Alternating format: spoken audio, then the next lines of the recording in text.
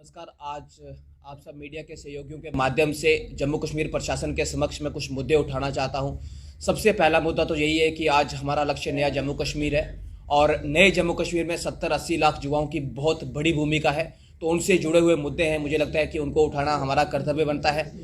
सबसे पहला मुद्दा तो यही है कि जम्मू कश्मीर को एक नई युवा खेल और भर्ती नीति की ज़रूरत है, जो समय के अनुसार या तो बहुत पुरानी हो चुकी है या आपको सिर्फ कागजों में दिखेगी। तो मुझे लगता है कि समय आ गया है कि जम्मू कश्मीर प्रशासन, खास करके माननीय उपराज्यपाल महोदय जो हैं, इस मुद्दे पर गहन विचार करें कि नए जम्मू कश्मीर के लिए हमें एक नई युवा और जो खेल नीति है उसकी ज़रूरत है, और उसके साथ साथ एक नई रिक्रूटमेंट पॉलिसी, जिससे जो है वो युवाओं का जो विश्वास है वो सिस्टम में बढ़े। तो अभी तक मुझे लगता है कि इसको लेकर हमने काफ़ी कुछ नहीं किया है और सिर्फ एक काम चलाऊ नीति अपनाई है। अगर आप जम्मू कश्मीर को ट्रांसफॉर्म करना चाहते हैं तो मुझे लगता है कि इसमें नए इनिशिएटिव्स लेने की ज़रूरत है, जो अभी तक हमने नहीं लिए हैं। तो मुझे विश्वास है कि इस पे जो है वो जरूर सरकार कदम उठाएगी, और मैं अपील भी करता हूं कि इस पे जो है वो इमीडिएट कदम उठाए जाने चाहिए, क्योंकि ये जो लॉन्ग टर्म नीतियां होती हैं, पॉलिसी मेकिंग होती है, ये इतनी आसानी से या एक दिन का काम नहीं होता। इस पर लगातार काम करना पड़ता है, रिसर्च करना पड़ता है, और खास करके जब आप युवा और खेल नीति बना रहे हैं तो मुझे लगता है कि उसमें युवाओं की राय जो है वो बड़ी मायने रखेगी। दूसरा, काफ़ी सारे हमारे साथी जो हैं, जहाँ तक हम रोजगार की बात करते हैं, जम्मू कश्मीर में पिछले कुछ सालों में हमने लगातार दावे किए हैं, लेकिन फिलहाल तक हमारे दावे जो हैं वो खोखले साबित हुए हैं। हमने कोई भी ऐसी लार्ज स्केल पे रिक्रूटमेंट नहीं की है जिससे जो है वो युवाओं को जो डिफरेंट एग्जाम्स की तैयारी कर रहे थे उनको मंच मिल पाया हो। तो मुझे लगता है इसके लिए अब समय आया है, और अफसोसजनक बात यह है कि पहले तो हमने कुछ लोगों को इंगेज किया तो उनको एक रिस्पेक्टेड ऑनरेरियम नहीं, कश्मीर को ड्यूटी बनाया था तो हमने प्रॉमिस किया था कि ड्यूटी के लिहाज से हम एक रिस्पेक्टेड ऑनरेरियम देंगे जिन भी लोगों को हमने इंगेज किया है टेम्परेरी लिहाज से। तो आज तक पिछले 3 सालों में हम उन प्रॉमिस को पूरा नहीं कर पाए हैं। पहले प्रॉमिस किया, फिर हमने पूरा नहीं किया, तो विश्वसनीयता पे सवाल उठना लाजमी है। दूसरा, कुछ हमारे साथी थे जो किसी वजह से, जैसे हमारे नेहरू युवा केंद्र संगठन में जिन्होंने सर्व किया एनवाईसी के तौर पर, 571 के करीब इनका नंबर बनता है, लेफ्ट आउट एनवाईसी हैं। इनकी बायोमेट्रिक उस टाइम नहीं हो पाई थी किसी वजह से, जिसमें सरकार खुद भी एक कारण थी। कुछ डिस्ट्रिक्ट्स में हो गया, कुछ में नहीं हुआ, तो एक तरह से अपने आप में भेदभाव था। पिछले 4 सालों से लगातार कमीशन पे कमीशन बिठाए जा रहे हैं, और रोज़ जूझ जाते हैं, दरवाजे में धक्के खाते हैं, रोज़ वापस आते हैं, फिर दूसरे दिन जाते हैं, फिर धक्के खाते हैं। तो मुझे लगता है ये बड़ा एक तरह से डिसअपॉइंटिंग है नए जम्मू कश्मीर में। और जहाँ तक नए रोजगार के सृजन की बात थी, तो नए रोजगार का सृजन कहाँ करना है, जो जेकेएसएसबी की ओर से एग्जाम कंडक्ट किया गया था, उसको लेके जो है वो जितने भी अभ्यर्थी थे जो उस परीक्षा में बैठे थे, उनकी तरफ से काफ़ी सारे जो मैक्सिमम नंबर ऑफ जो हमारे एप्लीकेंट्स थे उनकी ओर से आरोप लगाए गए हैं कि एग्जाम को बड़े अनफेयर तरीके से कंडक्ट किया गया है। तो मुझे लगता है कि इसको लेकर भी काफ़ी जो है क्वेश्चन रेस हो रहे हैं, और काफ़ी सारे सबूत आपको देखने को मिलेंगे।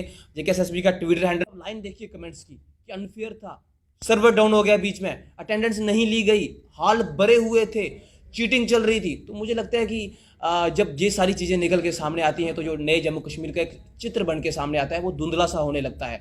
तो मुझे लगता है कि इस पे जो है वो एलजी प्रशासन को सोचने की ज़रूरत है। ठीक है, 2-4 लोग मिलके ड्यूटी को चला रहे हैं, अब उतनी चीज़ें, उतने लोगों को तो मौका मिल नहीं रहा, लेकिन फिर भी मुझे लगता है कि हम तो सवाल उठाते रहेंगे और सरकार का जो है वो जिम्मेदारी बनती है इन सवालों का जवाब देना। लेकिन अगर ये जितने भी यूथ के इशू हैं आप इनको टाइमली एड्रेस नहीं करेंगे, चीज़ों को रेशनलाइज नहीं करेंगे, एक ऐसी यूथ पॉलिसी, स्पोर्ट्स पॉलिसी और रिक्रूटमेंट पॉलिसी नहीं लाएंगे जो इन 70-80 लाख युवाओं को एड्रेस करती हो, तो मुझे लगता है कि जो 125 या 30 लाख लोगों के लिए आप नया जम्मू कश्मीर बनाना चाहते हैं उसमें हम अगले 50-100 साल भी सक्सेसफुल नहीं हो पाएंगे, क्योंकि इसकी जो 65 से 70% जो नंबर है वो तो युवाओं का है। अब आप उनको लगातार नजरअंदाज कर रहे हैं। You are going without any youth policy, you are going without any effective sports policy, you are going without any effective recruitment policy.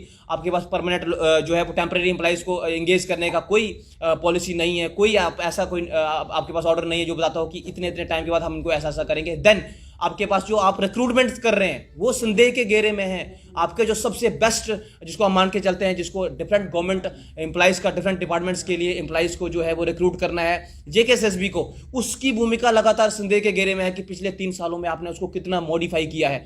तो मुझे लगता है कि हमने उसको मॉडिफाई नहीं कर पाए हैं, उसको लेके लोगों के अंदर विश्वसनीयता जागरूक नहीं कर पाए, क्योंकि हम खुद पॉलिसी मेकर हैं। हमारे डिसीजन मेकिंग की लिमिट है, लेकिन पॉलिसी मेकर होने के नाते हमें ये इशू उठाना हमारी जिम्मेदारी बनती है। और हमारा युवा सड़कों पर है, वो बाहर बैठा है, लगातार चिल्ला रहा है कि हमारे मुद्दों को सुना जाए। ठीक है, आप टाइम मांगिए, आप 2 दिन मांगिए, 10 दिन मांगिए, 2-4 महीने मांगिए, साल मांगिए कि जनाब हमारी सिचुएशन ये है, हमारी पोजीशन ये है, आपको ये नहीं करने की जरूरत है, हम आपकी बात सुन रहे हैं। अब एड्रेस तो करिए, लेकिन जब आप एड्रेस ही नहीं करेंगे और लगातार एक ऐसा रवैया अपनाएंगे जैसे कि नहीं, जहाँ डेमोक्रेटिक सेटअप नहीं है, जहाँ बिल्कुल डिक्टेटरशिप चल रही है ऊपर से नीचे तक, तो कोई किसी की नहीं सुनेगा। सिर्फ 3-4 लोग अगर JNK को चलाने की कोशिश करेंगे तो मुझे लगता है कि 130 लाख लोगों का जो उज्जवल भविष्य है उसके लिए आप काम नहीं कर पाएंगे।